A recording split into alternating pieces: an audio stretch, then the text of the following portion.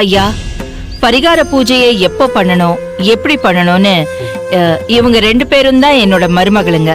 இவங்களுக்கு கொஞ்சம் விளக்கமா சொல்லிடுங்க. மேடம், நான் உங்ககிட்ட ஒரு முக்கியமான விஷயத்த சொல்லணும். நீங்க என்ன தப்பா எடுத்துக்காதீங்க. சொல்லுங்கய்யா. ஜோசியர் ஐயா சொன்னாருன்னு இன்னைக்கு வெள்ளிக்கிழமை நாள் நல்லா இருக்குன்னு நீங்களும் கிளம்பி வந்துட்டீங்க.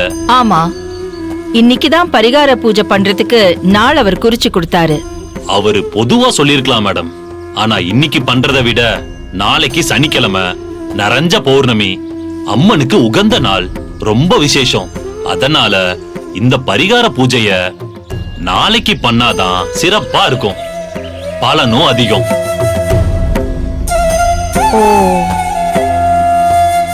நாளைக்கா? ஆமாமா பூசாரி ஐயா, இன்னைக்கு பரிகார பூஜையை பண்ணணும்னு தான் அவசர அவசரமா கிளம்பி வந்தோம். இன்னைக்கு பண்ணீங்கன்னா அது வெறும் பரிகார பலன். நாளைக்கு நிறைஞ்ச பௌர்ணமியில பண்ணா பரிகார பலனை நல்ல நேரம், நல்ல முகூர்த்தம், அம்மனோட முழு அருளும் அமோகமா கிடைக்கும்.